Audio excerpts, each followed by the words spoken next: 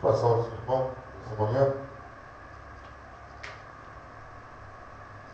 Eu tinha pensando agora preparar o sermão dentro do contexto que estaremos vivendo nessa manhã. Hebreus capítulo 11. Hebreus capítulo 11.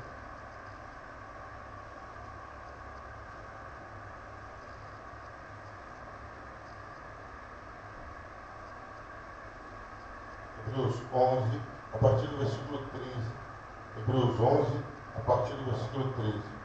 Diz assim: todos estes morreram na fé, sem ter obtido as promessas, vendo-as, porém de longe, saudando-as, confessando que eram estrangeiros e peregrinos sobre a terra, porque os que falam desse modo manifestam estar procurando uma pátria. E se na verdade se lembrassem daquela de onde vieram, teriam oportunidade de voltar. Mas agora aspiram a uma pátria superior, isto é, celestial. Por isso Deus não se envergonha deles e de ser chamado seu Deus, porquanto lhes preparou uma cidade. Eu fico pensando quantas coisas que nós já fizemos para resolver um problema ou para alcançar uma situação. O que nós somos capazes de fazer? Eu tenho um conhecido, casado com uma conhecida minha. No começo do casamento tiveram uma vida muito difícil. E ele me relatou que para ele comprar o primeiro carro, foi uma loucura, né? Ele todo dia, era ele e a esposa comendo pão com ovo. Não fizeram compra, não fizeram nada. Não sei quanto tempo durou isso. Então, ele fez esse esforço e sacrifício para ter o carro dele. Hoje ele tem 2, 3 carros, tem 2, 3 casas. Mas ele fez algo que ele tinha em mente que valeria a pena.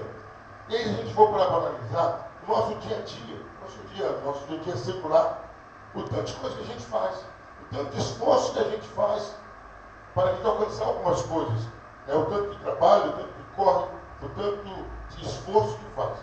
O texto daqui está falando sobre os profetas, os heróis da fé. Interessante aqui que eu vou tirar alguns exemplos da Bíblia, algumas histórias da Bíblia, para mostrar que algumas pessoas fizeram coisas incríveis, fora do comum. A primeira pessoa que eu quero destacar é Abraão. Deus aparece para Abraão e fala: Abraão, sai da tua terra, da tua parentela, e vai para um lugar que eu vou te mostrar. E Abraão larga tudo. Não que ele tivesse largado a riqueza, mas imagina, você está instalado na sua terra, está ali há 10, 20, 30 anos, conhece todo mundo, no seu caso, né? Conhece todo mundo. De repente Deus vira e fala assim: vai para um lugar que eu vou te mostrar ainda. E não leva ninguém. Imagina, não leva ninguém. Só você e a sua esposa, se você estiver empregado. E Abraão, ele ouve aquela palavra e vai embora.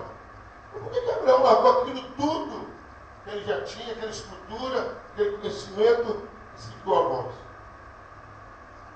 Abraão entendeu que aquela renúncia, abandonar aquela estrutura cultural familiar para ele, valeria a pena lá na frente. E valeu a pena hoje. Abraão é lembrado até hoje como o pai da fé. Abraão se tornou um marco da fé. Todos que querem ter um exemplo de fé, desejam a fé de Abraão. Então Abraão largou toda a sua estrutura familiar, cultural, para seguir a voz de Deus. E olha que Abraão passou por momentos difíceis na caminhada. Ele foi ameaçado de morte porque um dos reis achou sua mulher bonita, teve que lutar para libertar o sobrinho, inúmeras coisas. Mandou peregrino, imagina, cada dia você desmonta a barraca e monta de novo, desmonta. E a maior de todas as provas é quando ele teve que sacrificar um filho Isaque para Deus. Mas Abraão fez tudo aquilo, olhando que valia a pena. Outro exemplo que eu quero destacar nessa manhã: Moisés. Sabemos a história de Moisés. Era um menininho hebreu, nasceu numa época em que todos os meninos deveriam ser mortos. A mãe guardou Moisés, o nome da mãe de Moisés, Joquebede, guardou Moisés. Lógico que depois de 6 meses não tinha mais como esconder uma criança. Colocou no rio Nilo, a filha de Faraó achou Moisés e criou. A Bíblia diz que Moisés foi criado com toda a cultura e ciência do Egito como neto de Faraó. Agora olha a situação. de filho de escravo a neto de rei. Tudo que uma criança queria, ele tinha. E era filha de faraó, então era neto. O neto a gente cuida até mais coisas que filhos bobear, né? O filho a gente é meio duro para educar, o neto a gente tem que educar. O neto tem que educar o pai. Então Moisés cresceu, vamos colocar aí, dos seus 6 meses até 40 anos, numa vida boa, numa vida de neto de faraó, irmão do futuro rei. Então ele tinha do bom e do melhor. Mas de repente, Moisés vai visitar seus irmãos hebreus que estavam escravos. Ele olha aqui e decide largar aquela vida do palácio. Aí o que Moisés pode analisar? Moisés, 40 anos, estava a vida estabilizada. Era neto de faraó, irmão do futuro faraó. Qual o problema que ele teria na vida? Nenhum. Naquela época, faraó era dito como o deus da época, o deus dos egípcios. Então, o que faraó falasse ou deixasse de falar, era lei. Agora vamos colocar um pouquinho para o nosso país. Se você é parente, primo, irmão, de uma autoridade, você tem privilégio, não tem privilégio? Ó, fulano é irmão do capitão da PM, ninguém vai parar seu carro. Ninguém vai parar, ninguém põe a mão em você. Agora imagina, se você for filho neto do presidente e irmão do presidente eleito. Nossa, você entra e sai onde você quiser. Era essa a situação de Moisés. Moisés estava tranquilo, com a vida boa, como diz, com burro na sombra. Mas quando ele viu os seus irmãos, ele largou tudo e foi para o deserto para voltar para libertar. Mas por que Moisés largou toda aquela infraestrutura, tudo aquilo do bom, do melhor que tinha? Porque ele viu que valeria a pena. Moisés viu que valia a pena fazer aquilo. E valeu a pena. O homem depois se tornou um líder de um povo de mais de 600 mil pessoas. Ele viu Deus usá-lo. Através de Moisés caiu fogo do céu, abriu o mar vermelho, vieram pragas e mais pragas, tirou a água da rocha. Então valeu a pena. Ele abriu mão de um conforto, de uma vida boa que ele era mesmo. É como se ele tivesse sentado na loteria sem jogar. Ele caiu na vida boa, mas ele abriu mão de tudo aquilo para cumprir uma vontade de Deus. Aí a gente olha, geralmente nós, os seres humanos, outra história que eu vou contar rapidamente, a gente olha, geralmente, nós gostamos de ficar do lado de quem está vencendo. Não é? E o fulano quebrou, ó, ele tomou um prejuízo, o pessoal até assiste a frase, fulano ganhou uma herança, geralmente a gente se aproxima dele, ou as pessoas fazem isso. Eu chamo a atenção para o apóstolo João. Jesus andando, era famoso, fazendo milagres, multiplicava o pão. Então, uma multidão sempre seguia Jesus. Era fácil seguir Jesus, porque era um momento bom, era um momento de milagre, era um momento que você via o sobrenatural acontecer. Então, era um momento bom de seguir Jesus. O tempo foi passando, Jesus foi preso, foi julgado e foi para a cruz. O único apóstolo que foi e acompanhou Jesus até na hora da morte foi João, o apóstolo João. Todos os outros, um traiu, outro negou, os outros 9 ficaram escondidos, sabe lá onde, ou vendo de longe, mas não ficaram ali. João não teve medo de ser reconhecido, e naquela hora, quando Jesus está sendo crucificado, foi a pior morte que tinha, era a morte mais vergonhosa da época, era a morte do pior ladrão, o pior bandido, era aquela morte, era amarrado. Jesus foi pregado para falar assim, ó, o crime dele foi grave mesmo. E aí, queridos, geralmente, a gente percebe muito isso até no nosso cenário político. Alguns políticos estão sendo condenados, agora tem pessoa que não conhece, né? Não conheço fulano de tal, não, nunca vi fulano de tal. Quando o fulano andava no bem-bom, andava de carro assim para baixo, ia na festa, cantava junto com o fulano. Quando o fulano foi condenado, todo mundo, não isso não. E João não fez isso. João assumiu, não, eu sou apóstolo desse homem, eu sou discípulo desse homem. Custo de custar, eu sou discípulo desse homem e vou continuar seguindo esse homem. Foi isso que aconteceu. Ele continuou seguindo esse homem. Ele estava ali do lado de Jesus até a morte de cruz. João não largou a mão de Jesus hora nenhuma. João ficou o tempo todo do lado de Jesus. Muitos largaram Jesus, muitos abandonaram. E valeu a pena, porque João não se afastou de Jesus. Na concepção dele, valeu a pena. Valeu a pena.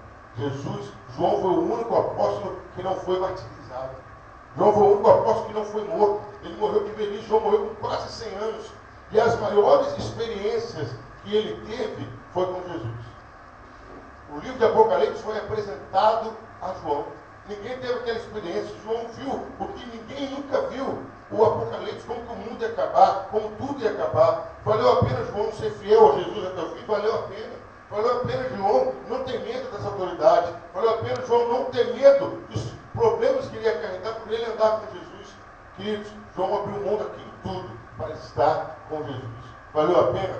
Valeu a pena. Queridos, o que nós estamos querendo trazer com essas atitudes? Estamos aqui no domingo pela manhã. Poderíamos estar em qualquer outro lugar, fazendo qualquer outra coisa. Não que não tenhamos o que fazer, temos, aí que seja para descansar. Não poderia estar lá. Mas estamos aqui. Aí vem a pergunta: vale a pena?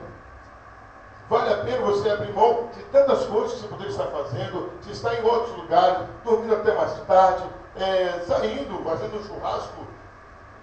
Vale a pena você abrir mão de tudo isso para estar na igreja?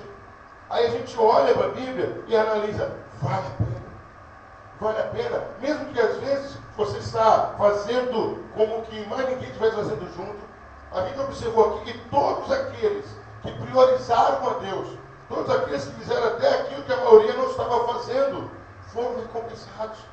Aqueles que estavam do lado de Jesus, aqueles que priorizaram a vontade de Deus. Abraão largou tudo o que tinha para ouvir a voz de Deus. Moisés largou a vida boa, e era boa mesmo, para andar peregrino pelo deserto, para conduzir um povo à salvação, à libertação. E João, o apóstolo, ele poderia ter feito como os outros. Não, até aqui eu já fui com Jesus, até aqui eu carreguei Jesus, até aqui eu acreditei em Jesus, mas agora não. Agora ele na cruz, a morte vergonhosa dessa, não, agora não tem jeito. Não, João continuou do lado. Queridos, o que nós estamos percebendo? Que quando você abre mão de conforto, de tranquilidade, quando você abre mão até da sua vida secular, quando você abre mão dos prazeres da carne, você abre mão daquilo que o mundo te oferece, para estar do lado de Jesus, vale a pena. Você é recompensado. Deus observa isso e Deus muda a história da sua vida. Há uma recompensa. Queridos, muitos estão deixando de estar mais perto de Deus, usufruir mais bênção de Deus, porque acham que não vale a pena. Porque estão esperando um resultado imediato. Estão esperando uma recompensa imediata. Estão achando que não vale a pena você abrir mão de tantas coisas, de conforto, de estar em casa, de estar descansando, de estar curtindo a vida, de estar fazendo tantas coisas. Eu vou lá fazer isso, eu vou lá participar disso. Não vou hoje não, hoje eu estou cansado. Não vou hoje não, eu vou à noite. E deixo de ter experiências fora do comum. E aí, queridos, a gente lembra daquele fato, quando Jesus havia morrido e ressuscitou, uma das primeiras reuniões de oração, todos reunidos, menos um dos apóstolos, Tomé. Jesus aparece, fala com todos, cumprimenta todos. Depois falou: olha, Tomé, Jesus apareceu. Ele falou: só acredito se eu tocar. Numa outra reunião, Tomé estava, Jesus passa pela parede e fala: faça isso com força, toca aqui. Tomé tinha perdido a oportunidade de ter tido um encontro antes com Jesus. Queridos, há coisas que acontecem na nossa vida pelo fato de estarmos tendo experiências antes com Jesus. Há bênçãos que estão programadas conforme a intensidade que eu vivo com Jesus, a intensidade que eu me dou para Jesus, a consagração, a dedicação que eu tenho com Jesus. Conforme eu estou fazendo isso, cada vez que eu estou com Jesus, cada vez que eu ando com Ele, eu vou recebendo alguns tipos de privilégios, algum tipo de bênção, eu vou vivenciando alguns milagres. A partir do momento que eu começo a abrir mão disso. Pode pegar um pouquinho de guitarra aqui? Não, depois, está pregando. Bom, depois. A partir do momento que eu me dedico, me empenho a fazer isso, eu começo a receber coisas, eu começo a receber privilégios, eu começo a receber milagres que estavam reservados para mim em determinado tempo da minha vida. Deus tem um índice de espiritualidade para eu viver. Esse índice eu alcanço conforme o meu empenho com Ele, conforme a minha dedicação com Ele. Cabe a mim decidir em que nível espiritual eu vou estar com Jesus.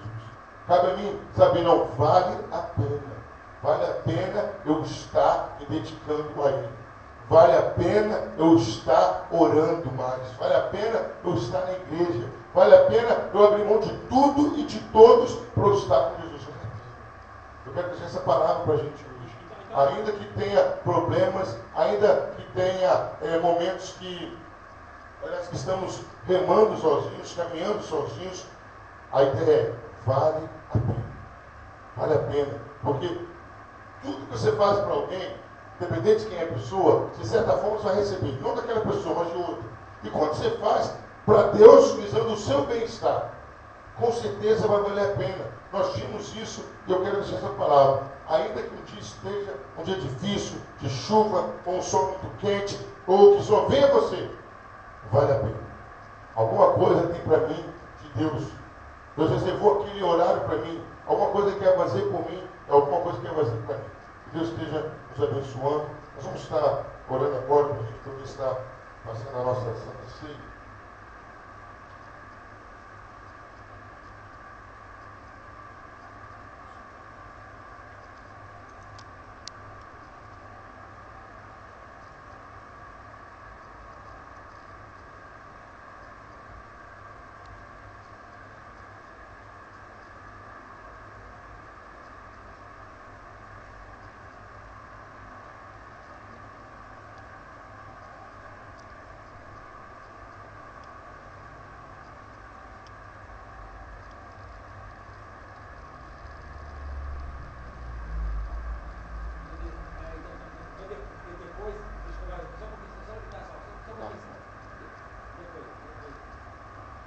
Vamos orar aqui por relacionamentos. Senhor, nosso Deus e nosso Pai. Está aqui, ó Pai, elementos que representam o teu corpo e o teu sangue. Representam, não se transformam nisso. Representam o corpo e o sangue de Cristo. Ó Pai, nós apresentamos a Ti. Pedimos, ó Pai, que o Senhor continue abençoando, ó Pai. Em nome de Jesus. Amém.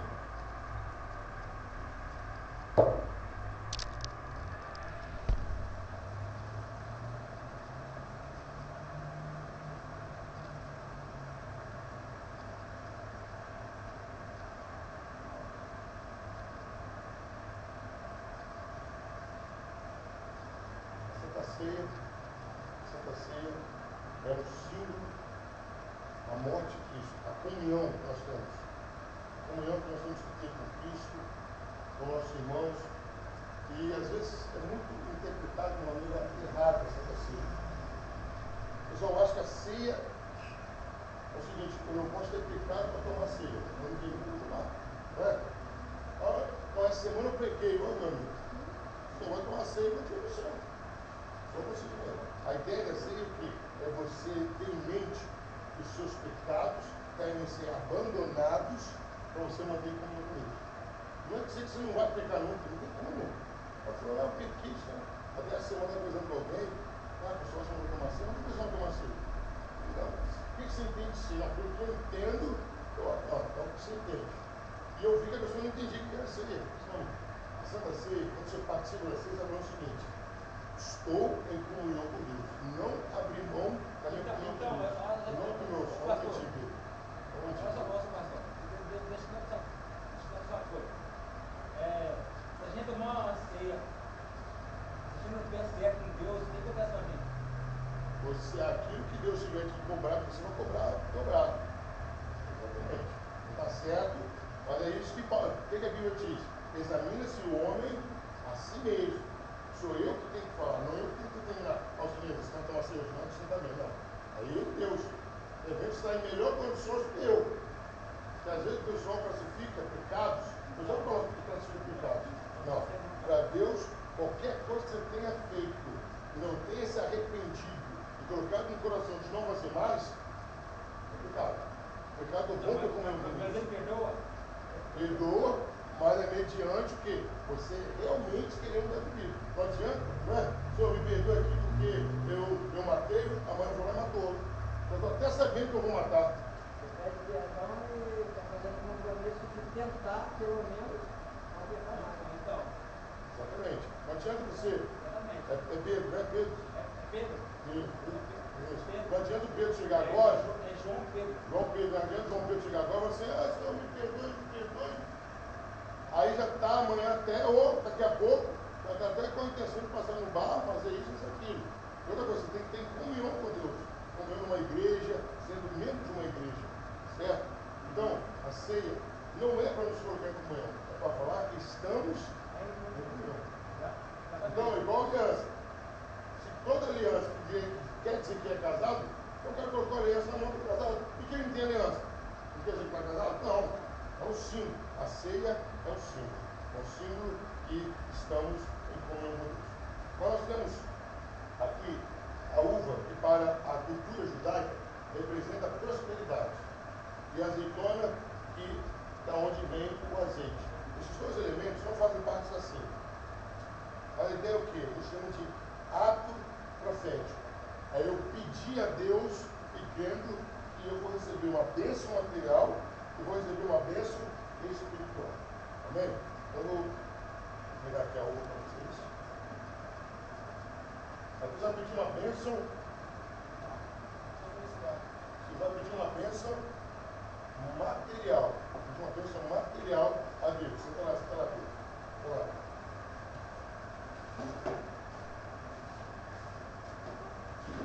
Vai pedir uma bênção material.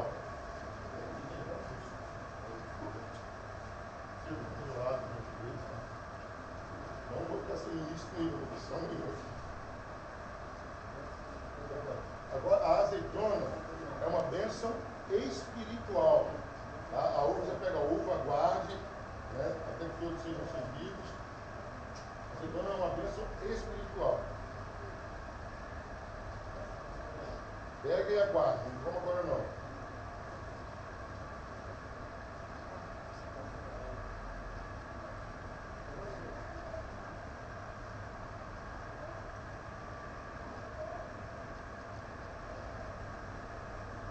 Uma bênção espiritual.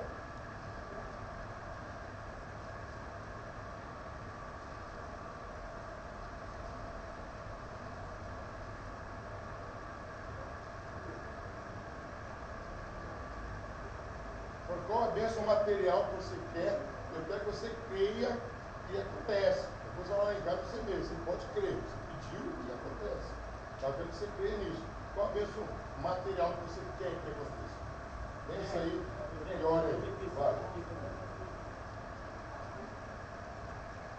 Posso comer agora?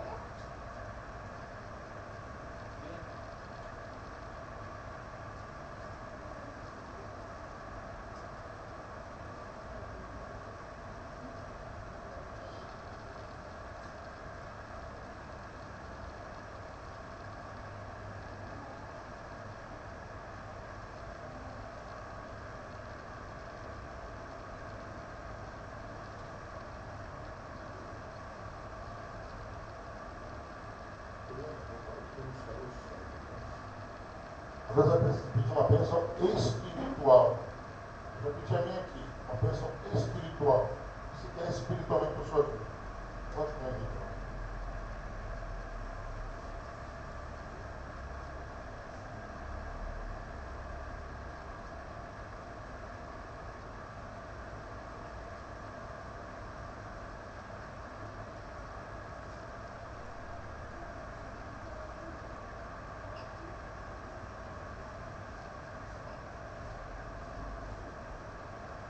Agora é a ceia. Quando estava falando da Santa Ceia, é para os membros que estão em comunhão com a igreja. Em comunhão com a igreja, pode participar. Porque o apóstolo Paulo já bem claro que é cada um que decide como ele está. Ninguém tem autoridade nenhuma para falar você pode ou não pode. Você sabe como você está diante de Deus. Você sabe quem é você diante de Deus. Você pode, meu pai dizia muito isso, você pode enganar quase todo mundo por quase todo o tempo. Não todo mundo por todo o tempo. Uma hora, aí até apareceu muito na internet, uma frase que eu achei interessante. O problema dos espertos, eles acham que todo mundo é burro e Deus é cego. Eles levam todo mundo no bico. Cara, todo mundo. Esquece que Deus também está vendo. Não é só o ser humano que tem que se preocupar. O ser humano Então você tem que preocupar menos ainda. Você tem que preocupar com Deus, porque você vai estar aqui com Deus.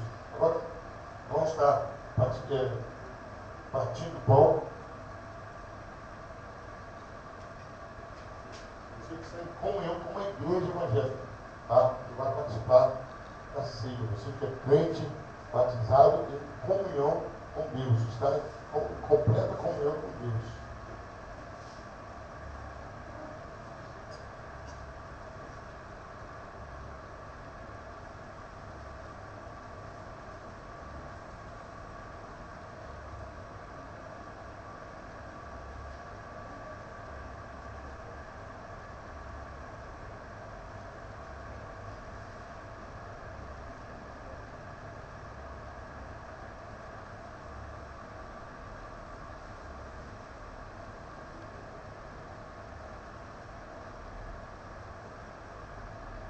Na noite em que o Senhor Jesus foi traído, e tentando graça, partiu o pão e disse: comei-me todos, fazei isso em memória de mim. E todas as vezes que comerdes esse pão, anunciarei a morte do Senhor até que ele venha. Comamos o pão.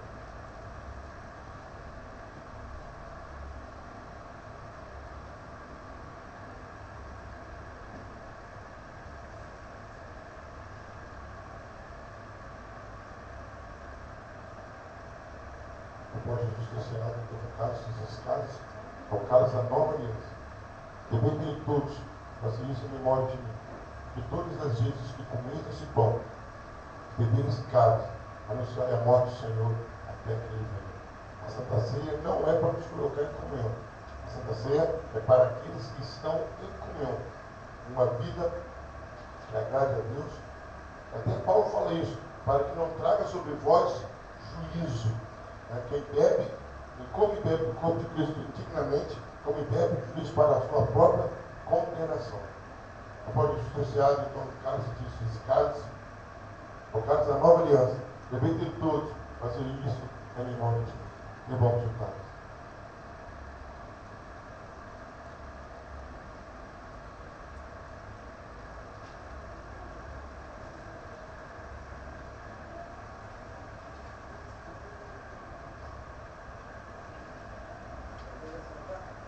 Pode ser claro.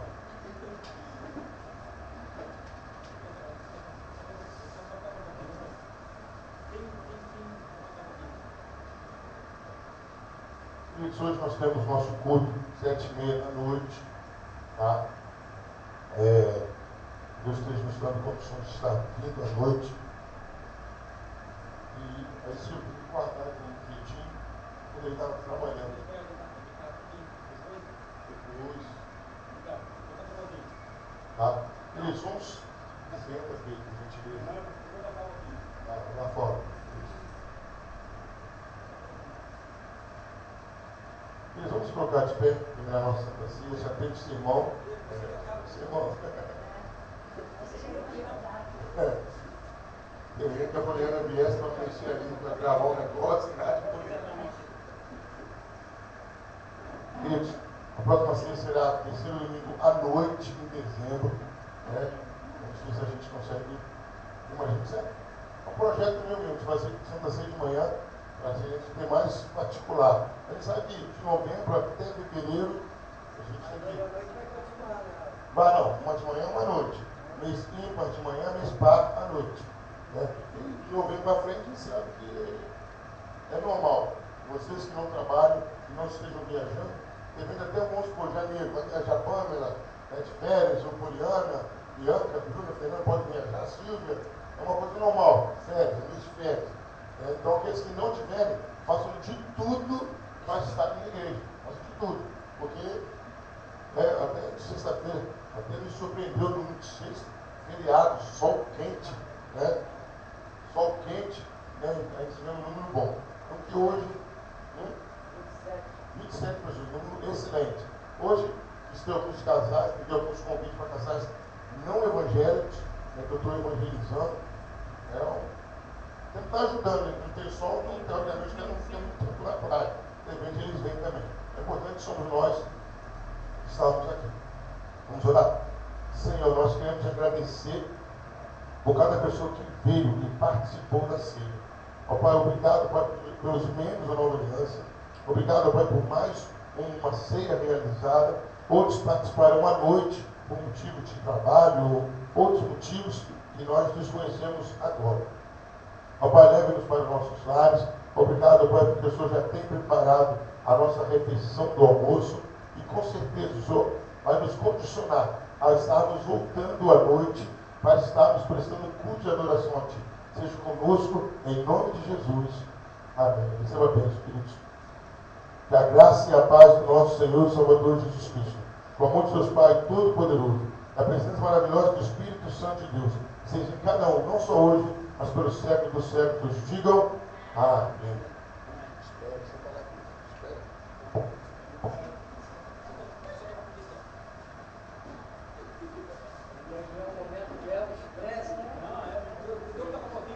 Ô, Poliana, ajuda o senhor aqui. Vai guardar aqui. Poliana. Ele vai deixar, mano. Agora não. Não, agora não. Deus está te esperando há muitos anos. Se você está na igreja para tocar, né, Sidney? Quanto tempo Deus está te esperando? Quantas igrejas estão sem tocador aí? É ou não é? É ou não é, Pedro? Tem. Aqui tem. Tem, mas precisa de mais. Precisa de mais, né?